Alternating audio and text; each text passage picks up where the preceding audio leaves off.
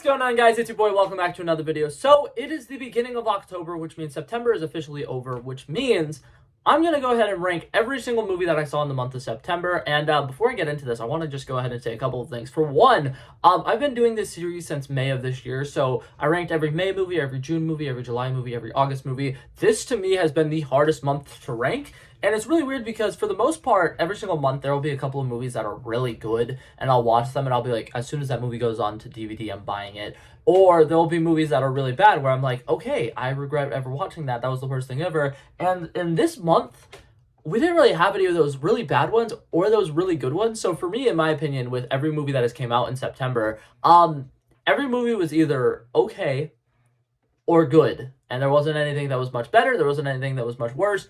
And honestly, the ones that are going to be like at the top of this list for me are just ones that I personally connected with a little bit more. So I will go ahead and say this little disclaimer: this might be one of my most biased lists that I've done, but with that being said, I've watched 8 movies in the month of September. Let's go ahead and dive right into this. Okay, I wanted to quickly give a little disclaimer. There are some notable movies that I did not see in the month of September, so I'm going to go ahead and list off some of those. So if you guys are watching this list and I'm getting to the top 3 and I haven't mentioned some of them, you're not like, oh my god, his top 3 are these movies. So I have not seen The Equalizer 3. I didn't see the other 2 Equalizer movies, and it didn't really look all that interesting to me. Obviously, Denzel Washington in it is, and he's great in it. But like I said, haven't seen the first 2. Wasn't very interested in going to watch the first 2 so I could watch it. So Equalizer 3 is not going to be on this list. And then another thing is, I am a chicken shit. I will not go see scary movies in theaters. So the Saw X movie, which I heard is incredible, I have not seen yet. And the Nun 2, I also have not seen yet. But with that being said, let's go ahead and dive into the actual list. Okay, now coming in at number 8, we have Expendables 4. In my opinion, this movie had some of the dumbest plot twists and some of the worst action sequences. And in my opinion, I think I probably would have enjoyed this movie a little bit more if it was advertised to be what exactly happened in the movie. Watching this trailer for this movie over and over and over again, because it was playing before every single movie that I've seen in theaters the last 2 months, I was expecting this to be a very fun, fast-paced movie. I was expecting there to be epic action sequences that took place with cool music in the background, and I was expecting it to be a team-up movie. For the majority of the movie, the team is locked up, and we're just following Jason Statham doing Jason Statham things. And as somebody who is kind of a fan of Jason Statham, but also kind of, hates the whole, character archetype of one person just playing the same character over and over again, I got very bored of this movie very quickly into it. I think one of the best parts of the movie was Sylvester Stallone, and they killed him off at the beginning of the movie and then brought him back and completely ruined anything that happened with his character's death. There were some sequences that they had that were actually kind of emotional towards the beginning of the movie, where they were mourning his loss and they were doing things to honor him. And then when they saved him, when they brought him back, I was just like, wow, that was really cheap. And this movie itself also looked insanely cheap. All of the blue screen scenes were terrible. There were so many scenes where Jason Statham is doing something, and I was too distracted by the fact that he looks like he's in 3D right now, because the screen behind him is one flat layer, and then he's the only thing that's not flat. And yeah, this movie looked very cheap, and it was very long and boring in my opinion. Coming in at number 7, now I know this movie isn't necessarily for me, so I'm not going to go super duper hard on it, but Spy Kids Armageddon. I am a huge fan of the Spy Kids movies. I recently made a video where I ranked all of them, and in my opinion, this is the worst one. I definitely kind of see where they were going for, where they were trying to lay a little bit of groundwork for potentially making a couple more movies. But I think that some of the stuff that they did in here were really corny, one of the kids being like, violence is never the answer, you can just talk things out and everything's going to be okay, you just need to have discussions with people. And then that working when they have to do it kind of ruined some of the best parts of the Spy Kids movies for me, which is them having to use cool gadgets and gizmos and stuff like that to kind of save the day. And I feel like this movie really played things a little too safe. I think that the villain was something that they've done before that they know would work, and I think that they didn't want to introduce any new gadgets or do anything that would make it where the kids actually have to think and get creative or anything like that. Everything in this movie was just so flat and baseline. And in my opinion, all the Spy Kids movies have been pretty good leading up to this one. So it's not that this movie is necessarily bad, it's just that it doesn't live up to the other movies in the franchise. Coming in at number 6, I'm going to go ahead and start with this little disclaimer. I am not a fan of horror movies. I had the movie No One Will Save You. I watched this movie because it was on Hulu and it was a horror movie, and I like watching horror movies. I just like doing it from the comfort of my house. So I was like, you know what, this one's perfect. I'll throw it on. I'm probably going to enjoy it. And for the most part, I thought it was pretty good. I thought that Caitlin Dever, the main actress in this, does a really good job. I think that the sound design of the aliens was incredible. I think that if nothing else, that was something that scared me. But for the most part, this entire movie, I didn't really get scared by a lot of the things that was happening. I feel like it was a very cliche movie. It had a lot of the main things that you would expect to see in a horror movie. I think that the aliens looked very basic, but like I said, the audio design for the aliens was pretty cool, and I thought that that was great. But overall, I feel like this movie was probably like 10 or 15 minutes longer than it needed to be. I think that the big twist reveal that they do at the end of the movie was something that they kind of like dragged out a little too long. If it was revealed more around the halfway point than at the very end of the movie, it would have been good. And then I also think that the last like 10 minutes of the movie probably could have been cut. Like there were definitely like parts where it's like, okay, it's still going. Okay, that's kind of weird. But overall, I thought this movie was fun. I'm just not a fan of horror movies.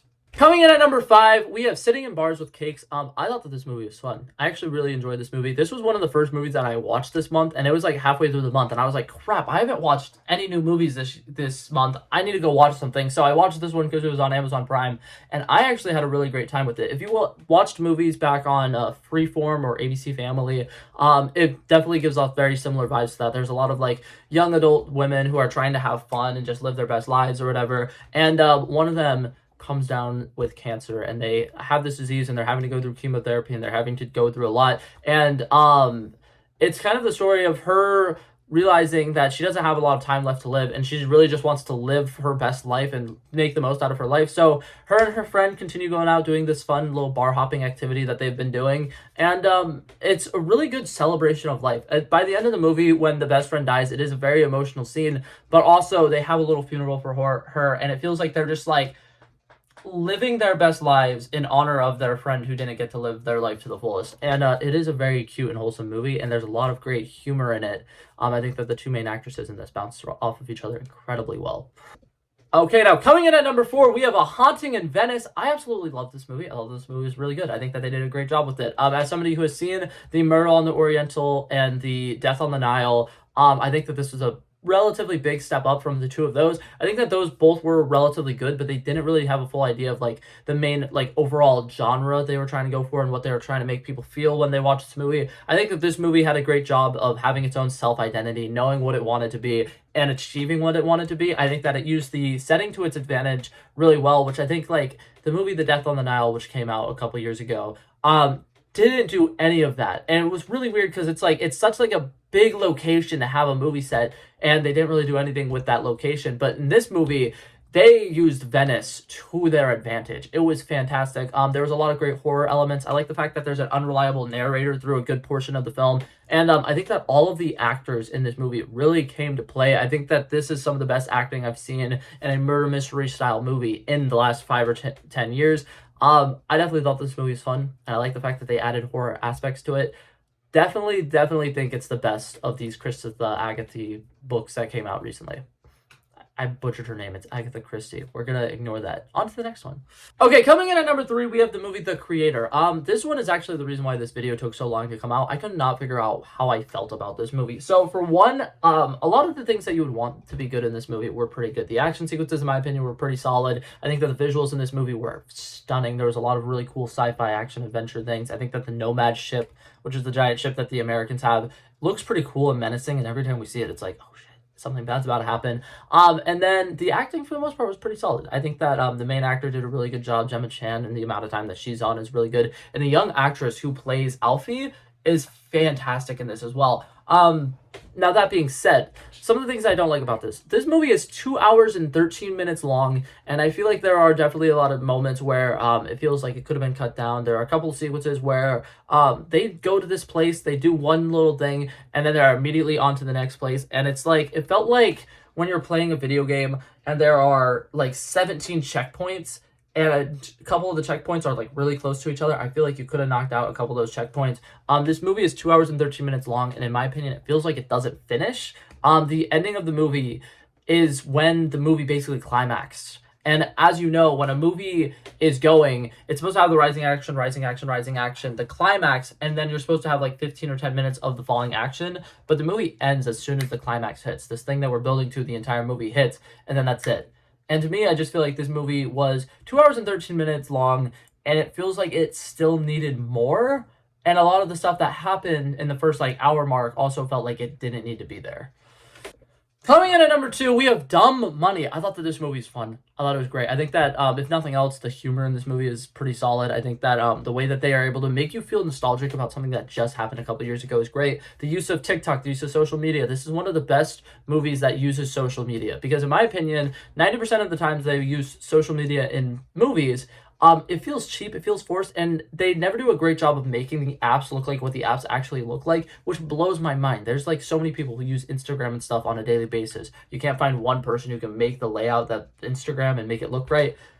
Drives me insane. But this movie's a whole lot of fun. I think Paul Dano did a great job in this role. I think Shailene Woodley did a great job in this role, and like the entire extended cast are all pretty fun to watch. I think that one of the only places where this movie fails is it's trying to tell the story of 8 different people, and the first 20 minutes they really just rush to kind of introduce you to everybody and try to tell you what's going on in their life. And I think that probably could have been a little bit better. I think that if they introduced one of the character sets a little later in the movie as opposed to having them all introduced immediately, it probably would have helped. But at the same time, it does feel kind of over convoluted with there being a B plot, a C plot, a D plot, an E plot, and an F plot. And us not really being able to fully watch all of them get resolved kind of kills the movie for me. But I had so much fun with it, and all the TikTok references and everything was so much fun that I had a blast with this movie. And that's all I really wanted out of it. So I thought they did solid.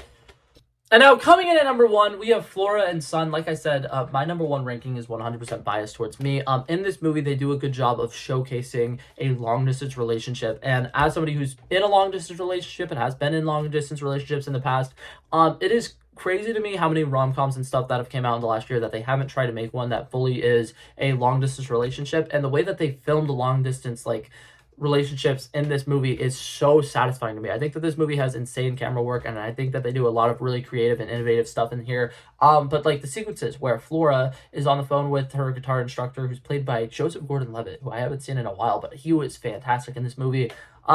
And they're starting out their little sessions, and you know, one person's in their room on their computer screen, the other person's in their room on their computer screen, and then as they start having more intimate conversations, they transition to Joseph Gordon-Levitt's actually physically there in Flora's apartment, and that stuff is just so cute for me. It is a beautiful love story. And then on the other side, she's also trying to balance her life with her son, who doesn't fully get along with her. He's kind of a problematic son because he's doing a lot of criminal activity, and it makes sense because he's the child of someone who is a teen pregnancy, and somebody who has a bad relationship with their baby daddy. So like he's bouncing from his mom to his dad to his mom to his dad, and he's having a really tough time living his best life. And eventually the mother realizes something they can do to kind of bring them together is music, and it's a whole lot of fun. I think that the music in this is great. I think that the last song is very triumphant, and it feels really good because after watching both of these people struggle for so long and watching the mom and the son finally fully like come together is a very cute moment. And I think that this is a good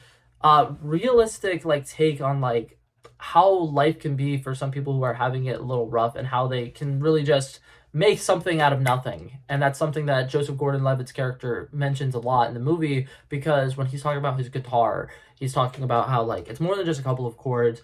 It's a way of expressing yourself. It's a way of telling people a story in a way that you otherwise probably wouldn't be able to. And he basically talks about in his guitar lessons how you need to make the most of what you have. And then this story is literally about Flora living the best life she can with what she has. And I think that they did a great job symbolizing it. I think that this movie is one of the most shocking movies I've seen this year, and I really enjoyed it. If you haven't seen Flora and Son, it's on Apple TV. If you have Apple TV, go watch it. I really liked it. But yeah, that was it for this video, guys. Hopefully you guys liked this video. If you guys have any like massive disagreements with these rankings, feel free to tell me down below. If you are somebody who watched The Creator and you absolutely loved it, can you please like help me see some of the stuff that like I didn't, because I really enjoyed it, but at the same time a lot of the like dialogue to me didn't work as well. And I think that some of the like plot stuff was like just felt like there was a little too much going on. And same with like, oh, I'm gonna get into it because I'm gonna make an entire video on The Creator.